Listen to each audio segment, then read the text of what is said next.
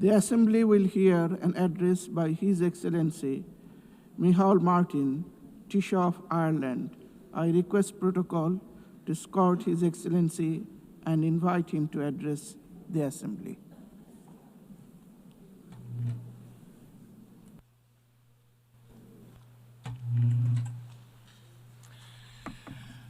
President of the General Assembly, distinguished heads of state and government, Secretary General, Excellencies, friends. It is important to remember what brings us together every year. 80 years ago, the world was emerging from the most savage conflict in our history. 80 million people lay dead. A deliberate industrial-scale genocide aimed at obliterating Europe's Jewish population saw 6 million people murdered, a monstrous crime that remains unsurpassed in human history. People were targeted for death because of their ethnic identity, their sexual orientation, their disability.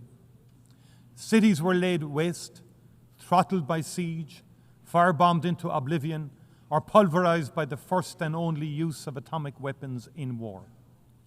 Humanity had descended into the abyss. This United Nations was the phoenix that rose from that darkness, the highest expression of our commitment to unite our strength to maintain international peace and security. It was the best attempt by those who had seen the worst of humanity to offer a different path to future generations. Dag Hammarskjöld, UN Secretary General in the 1950s, captured the reality of that vision best when he stated, "The United Nations was not created to take mankind to heaven, but to save humanity from hell." Since Ireland joined in 1955, the United Nations has been the cornerstone of our foreign policy. There is no member state more committed to its ideals. There is no member state more determined to ensure it succeeds in its mission. And like all member states, we depend on the UN Charter and the protections of international law for our security and well-being. At a time when the world risks slipping back into an order in which might is right and some voices count more than others, it is up to us as leaders to reassert and to insist on the primacy of international cooperation.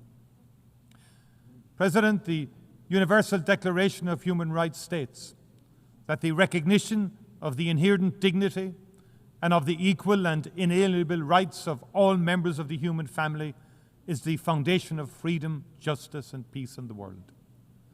I am deeply concerned by the constant pushback on human rights norms that has accelerated in recent years, against women's rights and gender equality, against LGBTQ+ rights. I call out the brutal Taliban for their denial of the most fundamental rights of Afghanistan's women and girls.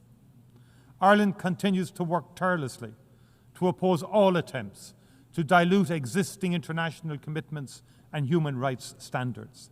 We reaffirm our commitment to honour and comply with the universal nature and the individuality of human rights.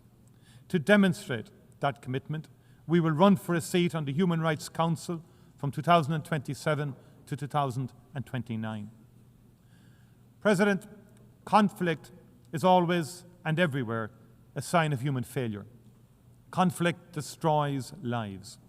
It devastates economic development. It leaves scars and divisions that take generations to heal. We in Ireland know that from experience. On Friday of last week, the Irish and British governments agreed a new framework for addressing the legacy of the conflict in Northern Ireland. The Good Friday Agreement would not have been possible without the support and engagement of the international community, and we are ready to offer the same to others. The Irish people are enormously proud of our 67 years of continuous UN peacekeeping, especially our engagement with UNIFIL and close connection to Lebanon. We remember the members of our defence forces who paid the ultimate price. Continued support for UNIFIL will be essential over the next 15 months to support the efforts of the Lebanese authorities, given the complexity and scale of the challenges in the region. President, in Sudan, A grave humanitarian catastrophe is unfolding. It is more than 2 years since war broke out, and it has unleashed the most unimaginable human suffering on the civilian population. More than 150,000 people are already dead. 12 million people displaced. Vicious sexual violence against women and children. Famine declared throughout the country. The world has failed Sudan. To our collective shame, we have not given this most destructive of wars the same focus and attention as conflict in other parts of the world. But a child in Sudan has the same value, the same right to life and a peaceful childhood as a child born anywhere else in the world. The conflict in Sudan is a human catastrophe that risks wider stability in the region. It must be stopped.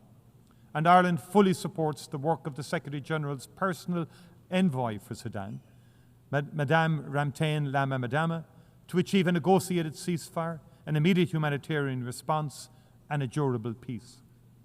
The perpetrators of war crimes in Sudan must be held to account. The jurisdiction of the International Criminal Court should be extended to all of Sudan.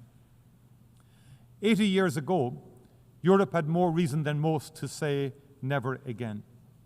Yet today, brutal and bloody war has returned to European soil. In February 2022, Russia, a founding member of the United Nations and a permanent member of its Security Council, launched a full-scale illegal invasion of Ukraine in defiance of international law, in defiance of the UN Charter. It has prosecuted the war with a willful and reckless indifference to its human consequences. Tens of thousands of Ukrainians have been killed and maimed. Millions have been forced to flee their homeland. Millions more internally displaced. Russia has deliberately and cynically targeted civilians and civilian infrastructure. It has caused immense environmental devastation. Cities such as Mariupol, Kharkiv, and Bakhmut have been bombed to rubble.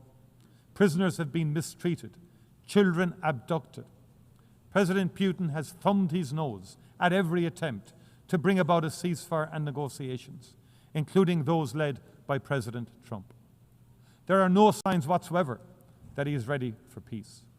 He has refused to meet President Zelensky. He has again intensified Russia's attacks on civilians and civilian infrastructure in Ukraine. He has sought to test the resolve of Ukraine's neighbours, sending drones into Polish and Romanian airspace. He should know that it will not work. He should appreciate how strong the people of Ukraine are and how unbreakable their resolve to defend their country and its independence.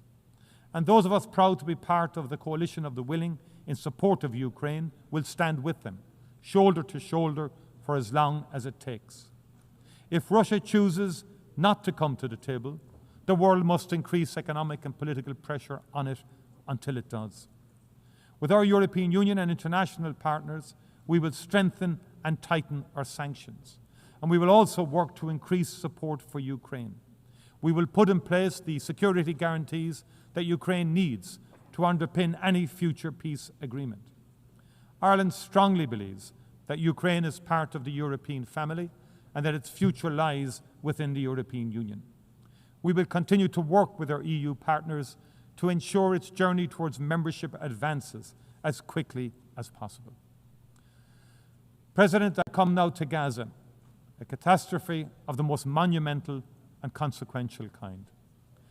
It is not possible to describe the scale of the physical and psychological suffering endured by the Palestinian people for 2 long and brutal years.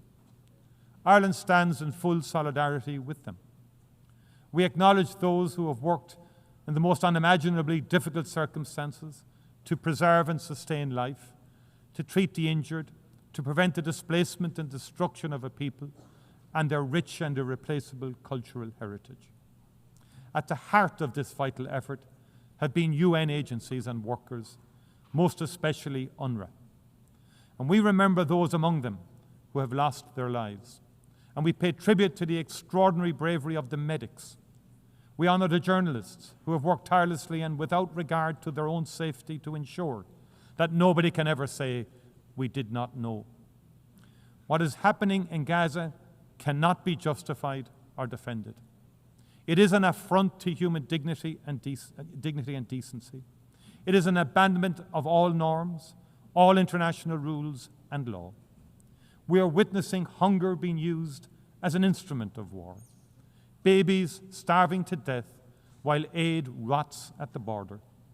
People shot while desperately seeking food for their families.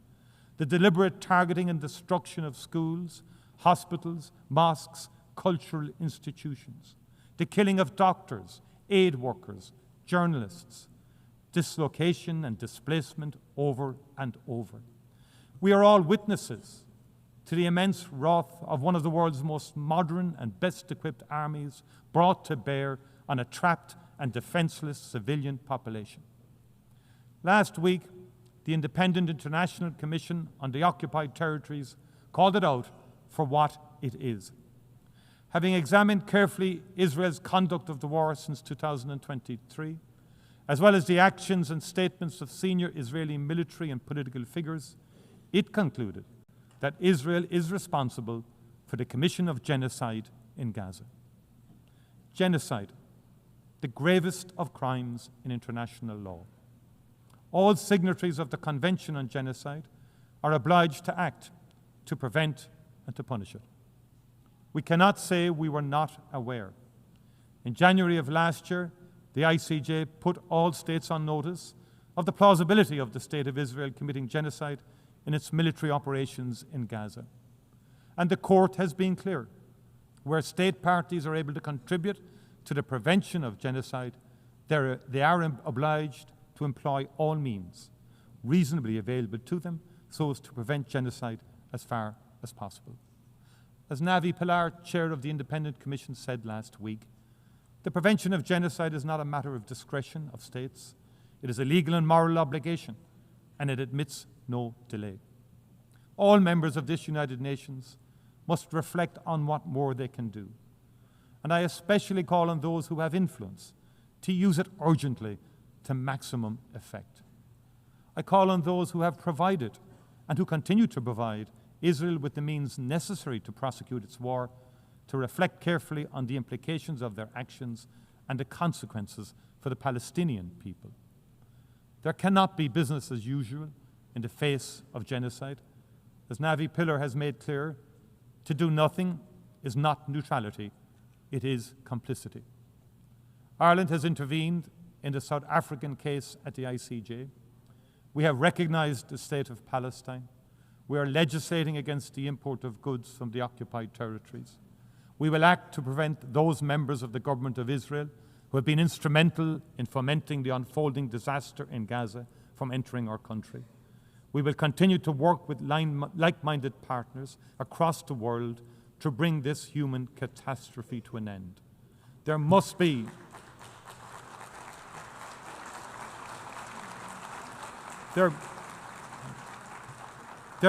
an immediate ceasefire, the release of all remaining hostages, and unimpeded access for humanitarian and aid workers to Gaza. Those responsible for war crimes must be held accountable. There can be no impunity. We also need to hold to account those responsible for the attack on Israel of the 7th of October 2023. That too was a monstrous war crime. I appreciate the profound and continuing impact the trauma has had on the people of Israel. Hamas, not the Palestinian people, were responsible. Hamas must answer for its crimes. Hamas can have no role in the future governance in Palestine. But no crime, however heinous, can justify genocide. We also need to recognize the crimes being perpetrated in the West Bank, the scale and pace of appropriation of Palestinian land by illegal Israeli settlers, the open backing this receives from the Israeli government, the harassment, imprisonment and abuse of the Palestinian population, the withholding of tax revenues from the Palestinian Authority. It must not be allowed to continue.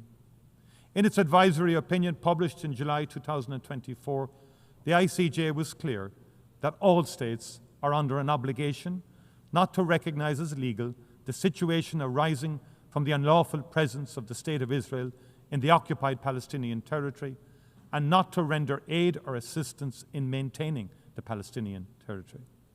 The world knows what drives this illegal activity is a determination to render the possibility of a two-state solution impossible. It must not succeed. A two-state solution remains the only prospect for a peaceful future in which the people of Israel and the people of Palestine can live in peace and security side by side.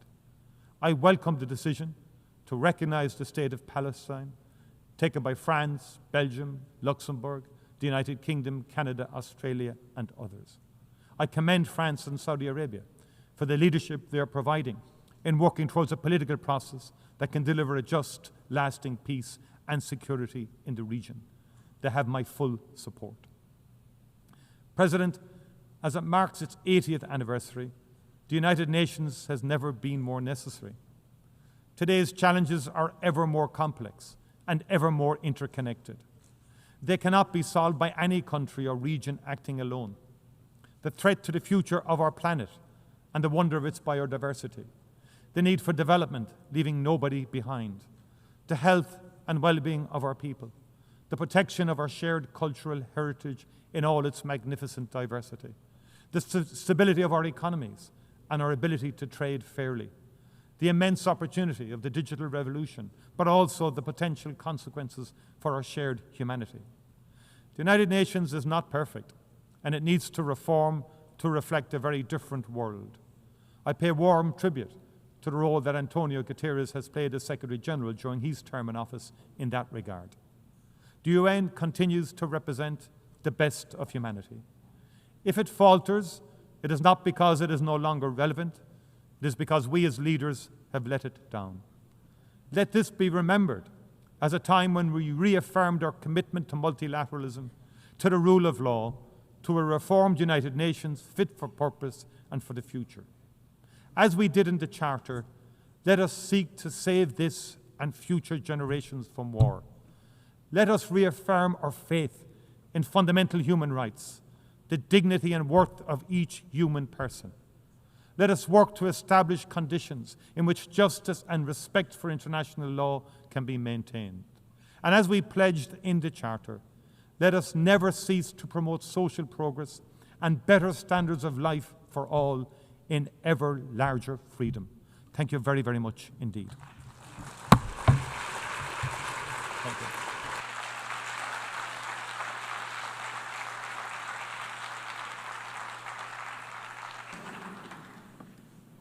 On behalf of the Assembly, I wish to thank the Taoiseach of Ireland.